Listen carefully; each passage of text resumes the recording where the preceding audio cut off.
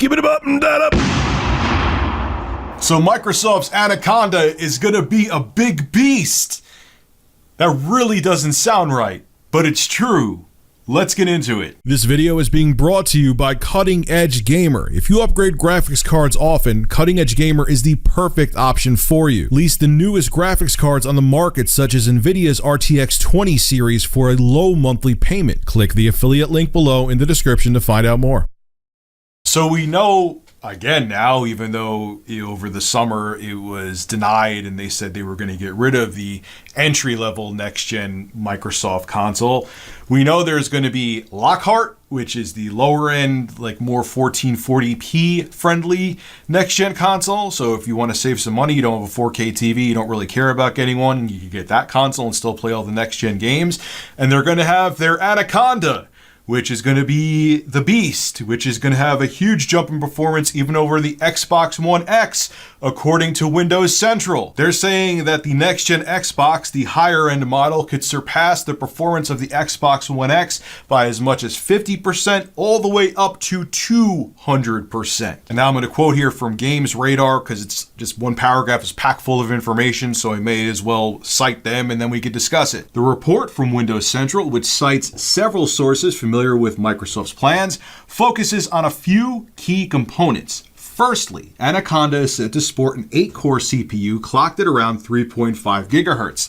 Xbox One X also has an 8-core CPU, but a markedly slower one at 2.3 gigahertz. And also the AMD Jaguar cores in current gen consoles are absolute garbage compared to the Zen 2 tech they're using in next-gen CPUs. So not only is the clock speed faster in these next-gen consoles, they also have much more powerful per-core performance due to going from Jaguar, which was anemic junk, to Zen 2, which is not anemic junk. Anyway, let's continue. Secondly, where the Xbox One X had a total of 12 gigabytes of GDDR5 RAM, 9 gigabytes which could be allocated for games, Anaconda will supposedly guarantee 13 gigabytes of its 16 gigabytes of GDDR6 RAM pool for games, with the remainder put towards the operating system. Then they also go on to talk about NVMe, PCIe, solid state drives, and how going from a standard SSD, which goes through SATA, there's much more bandwidth with PCIe, so it's going to dramatically decrease loading times, blah, blah, blah, blah, blah. So really interesting stuff here. And that's, even if it's a 50% jump from the Xbox One X, that's a huge leap in performance. Now keep in mind, like Modern Vintage Gamer said on Twitter, these could be dev kit specs we're hearing right now. And a lot of times with dev kits, they'll actually overshoot the specs so developers have some breathing room so they can optimize the code to work on the actual console the dev kit is meant for. So maybe the actual console we're going to get from Microsoft, even the Anaconda, is not going to be as powerful as what we're hearing here, but these are believable jumps in performance. So I do think that this is fairly accurate, and it also could make people who are fans of Microsoft breathe a sigh of relief.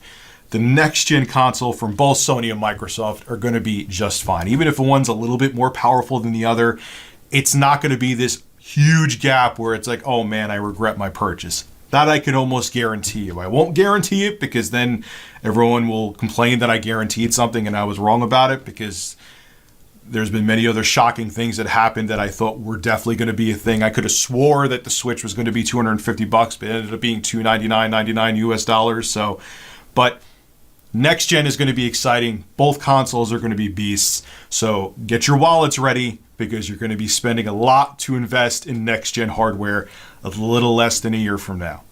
This is Rich at Review Tech USA signing out. Have a good one.